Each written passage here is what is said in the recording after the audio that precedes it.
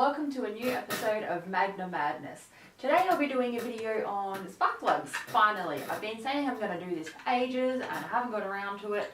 And my car was due for a service and I was like, oh, we'll try and smash out a video this weekend. Why not? So the part number that you will need for the plug is B for Bravo, K for Kilo, R for Romeo, 5, E for Echo, -11. If you are running gas, you will need to go up a heat range, so then the part number will become BKR6E11. You can also run iridium plugs as well. A lot of people do run iridiums, particularly in the rear bank, because the iridium plug, the spark basically doesn't take as long to break the metal down. These ones will break down a fair bit quicker than the iridiums, but you also do pay for that as well. I just got these ones because they're cheap. Also, if you do have a 380, this video will apply for that, but you will need to run iridiums, preferably all round, because they do run a coil, and again, coils break down the spark a bit, or break down the material a little bit quicker. So, NJK actually do something really good with their plugs as well, and these are our customers' preferred plugs at work also. As you might know, I work in spare parts, and a lot of that is actually trade-based. So a lot of the mechanics that I deal with on a daily basis will request NGK. Not saying that there's anything wrong with other brands, because there definitely isn't generally, but these are just a preferred brand. One of my favourite things about the NGK plug is they actually make their part numbers incredibly easy to read if you know what you're looking for. So the first 2 to 3, depending on the plug, the first 2 to 3 letters on the part number is the thread of the plug and the size of the plug. The R in the plug part number is for resistor, so if it's got an R, it's got a resistor. If it doesn't have an R, it has no resistor. The middle number is the heat range. So again, 5 for standard, 6 for gas, because the gas will run a little bit hotter. The E is basically the material that the component's made of. So if you have, say, an iridium plug, the part number would end roughly in EIX or IEX, or whichever way it is. And finally, the last 2 numbers on the spark plug is the size of the gap. So this is a 1.1 mil, being that the part number ends in 11. If it was a 15, it would be 1.5, and if it didn't have a number on the end, it would be gapped to 0.8 mil. I won't be re-gapping these because they come gapped from factory, so to speak. And I've never seen any issues with people coming back and going, oh, we're not gapped. So we should be alright with that. Now you will need your general hand tools, your ratchet set, a spark plug tool. I can't remember what size, I think it's 3/8 or something like that, or no, I don't think it is. I don't know, I'll have to have a look. But I will follow that up in the video. It is a manifold off job, so again, if you don't really want to be pulling the manifold off on the regular, or every time you do your spark plugs, best to put iridiums in the rear bank, and then these ones are incredibly easy to get to in the front bank, so there's no issues there. Yeah, I think that is everything, so we'll go ahead and we'll get started. Okay, so the first thing we're going to do is remove the airbox. Most people would have 2 screws. I don't have those. You will see them because you can't take your airbox out without it. So snorkel out. Most people also have 2 clips here, where I've only got 1. Again, you probably should have 2, not 1, but I'm good at losing things. Air filter out. Can probably be cleaned also. Alrighty. Unplug the MAF sensor, which I can never ever do.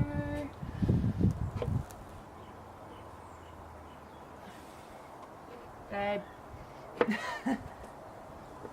And then you just call in reinforcements, because otherwise your fingers end up looking like that.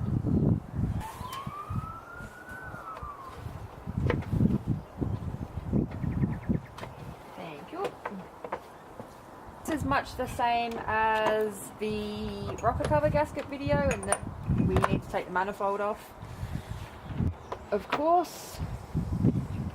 So we will get a 10 mil. No, we won't. Yes, we will. We'll use the quarter drive. And the little baby hose clamp on the back of the air intake hose, we will undo that.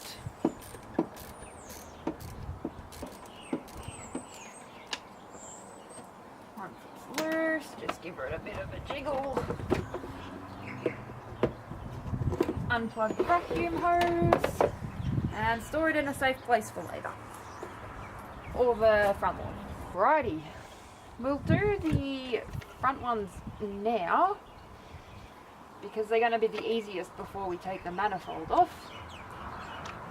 So the first thing you want to do is unplug the spark plug. Leads is the one I'm looking for. So that's just a matter of pull them out, make sure there's no oil in them. Because if we've got oil in them, then we need spark plug tube seals, which I don't want to do because I not long did it. Alrighty, you want to get your 3/8 drive ratchet, your long extension, and the 5/8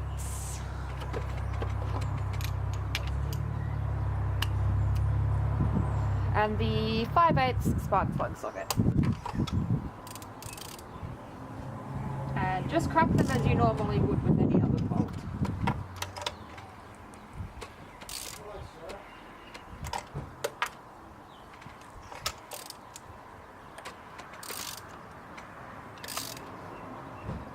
They do come out eventually, it's just a matter of when.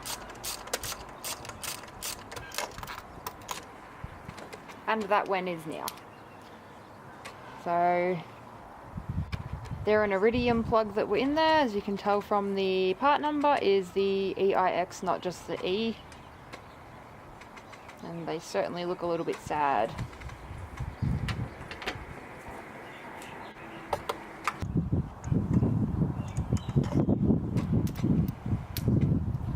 That one's certainly not in good condition anymore. You will notice too on the inside of the spark plug socket, if I can get it out, which I don't think I can, there is a rubber tube in there, so that is to basically hug the spark plug when it does come out. Otherwise you'll be digging out spark plugs from your cylinder heads, and that's probably not a fun job. So just make sure that that's still in your socket when you take out your spark plugs.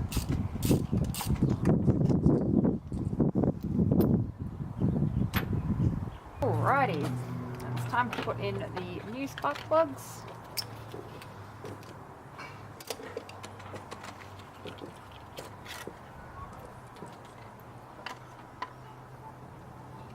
And this end goes into the socket because that is the end that creates the spark.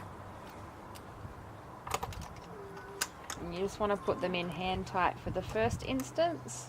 So even just take your ratchet handle off your extension bar and just go by hand. And just repeat the process. And we'll give them all a go over with the extension, with the ratchet handle rather, when it's done. And you'll feel when they tighten up just like any other standard bolt. So as soon as they start getting a bit tight, just carefully pull the extension bar and socket up off the plug. Alrighty, now we can go in with the proper handle and give them a good tighten up properly.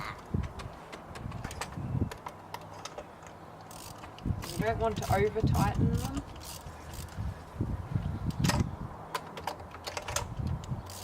That you will feel when they tighten up. They're almost like a head bolt where, not even a head bolt as such, I can't think of the one I'm thinking of, but they sort of, there's nothing, and then bang, they're sort of tight. So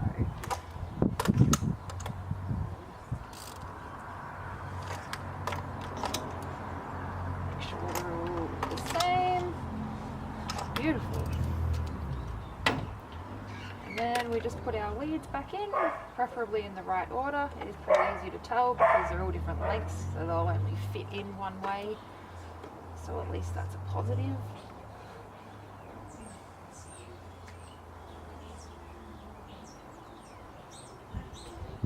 Make sure they're pushed down properly so they can make contact and create spark. Beautiful.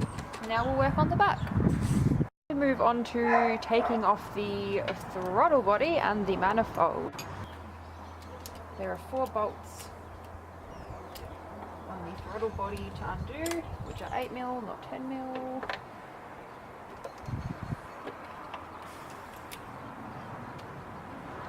Nope, they're 10mm, not 8mm. It's been a while since I've done this.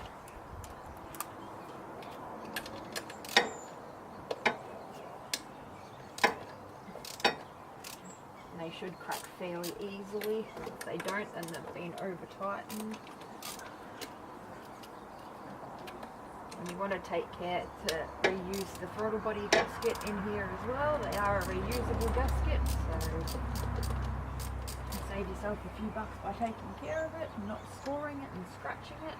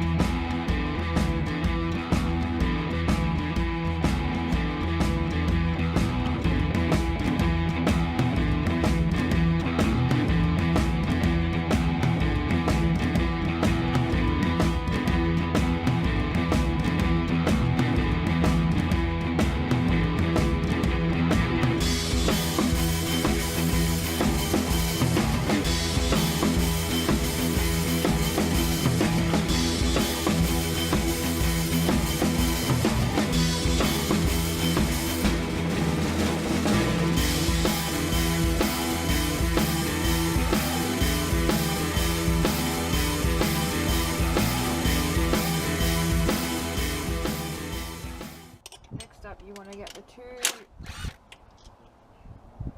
nuts on the side. Now do be careful because they are meant to have washers, and the last time I did the VRX spark plugs I dropped one of those washers down the intake and it wasn't good. We won't get into that, but if you're on Instagram and you'll know what happened. Now there are some bolts up the back as well that we'll have to get to. On the 380 manifold there's only 2 of them if I remember correctly, but the Magna has 3.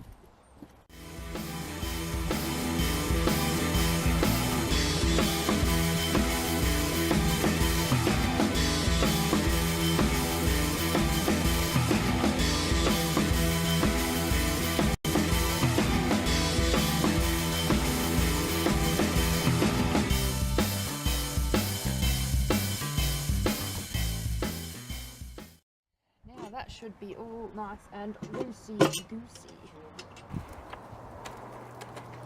So next thing to do is the fuel hose. Did you want to do that? And the 10 mils, where have I put it this time? It's 12. That is it. And your throttle body cables up the back.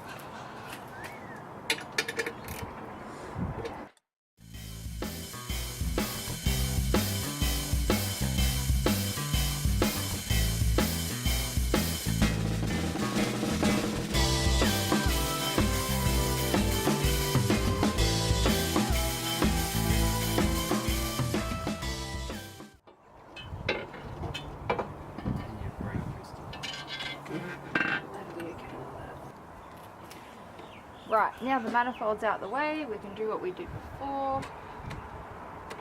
Undo the spark plug. Actually, no, before we do that, we're going to cover our intake. Cover the intake so nothing falls in there, because you're in big trouble if it does. Alrighty. Spark plug leads out again.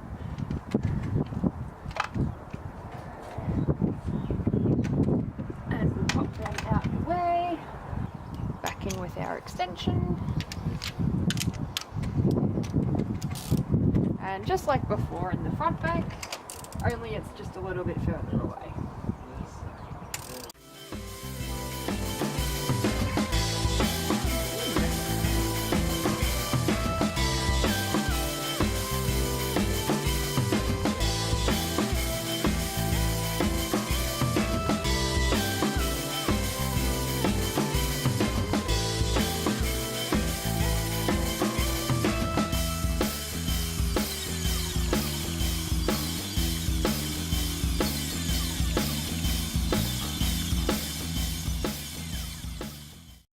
Plugs it in, we can put the tube seal, the spark plug leads back in, and make sure that you press them down properly so they're back in all the way. And well, it's going to give me a hand putting it back together just because we have just discovered we are going out and it's getting dark because it's winter and it sucks. Alrighty, so now that they're all back in, make sure that your manifold gasket is in properly, and we just slide the manifold, that was my GoPro. We just slide the manifold back on, making sure more than anything to actually slide it onto the studs because that's sort of the hardest part.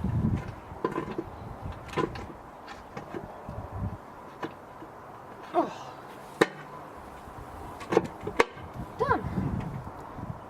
And to put it back together is pretty much just a reversal of what we just did, basically. We'll put our manifold bolts back on. The long ones go into the back two. And if you forget, there's 2 of those on that row and then 3 of the shorter ones on the bottom row.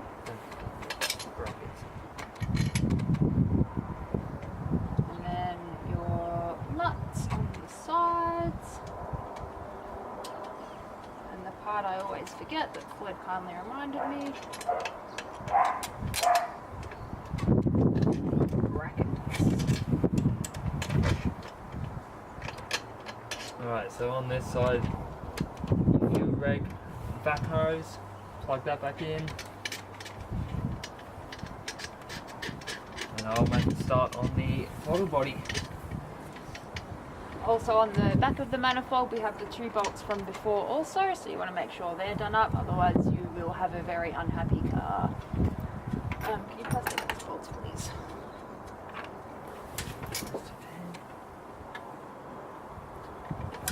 You know where to put them also because there is basically, you'll see it when you sort of do it.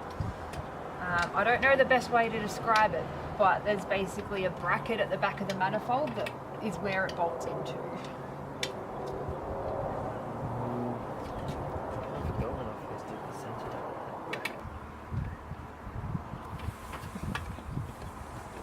Alright. You can't forget the throttle cable.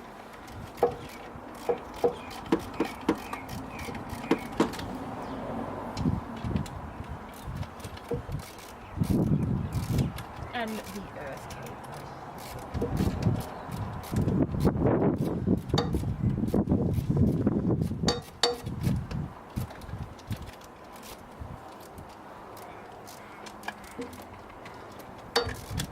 Again, with the manifold bolts, you don't want to over tighten them. It is pretty easy to do. Actually, I like sort of not, because they sort of just tighten up, and once they're tight, like the spark plugs. But still take caution not to over tighten them regardless.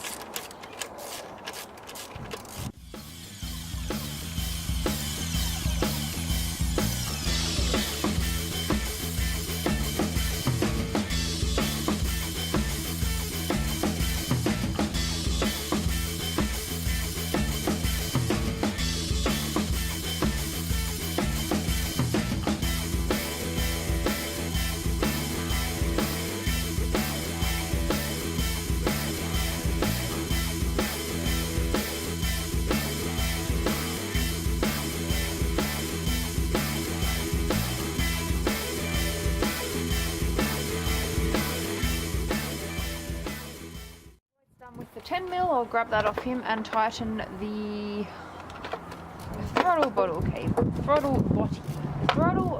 body cables.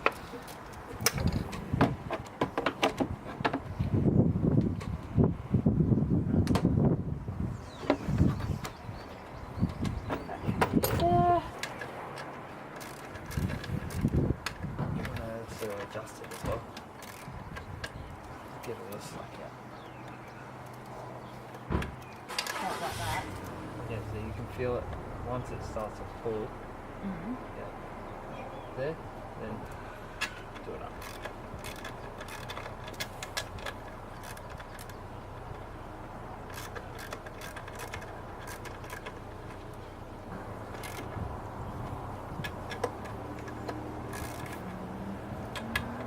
Alrighty, it's nice and tight and ready to go.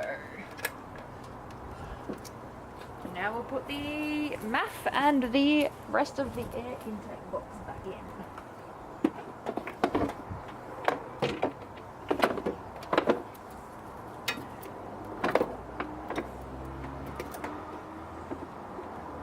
You also don't want to forget the vacuum hose here that goes onto the airbox.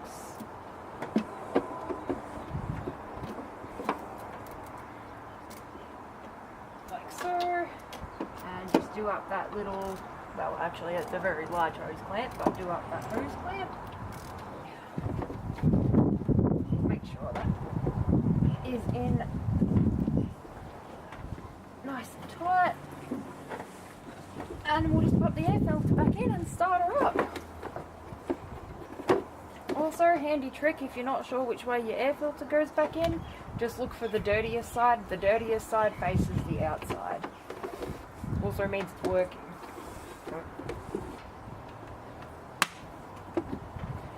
Beautiful, done. Alrighty, now we'll just make sure it starts and runs. It might help if I get the keys.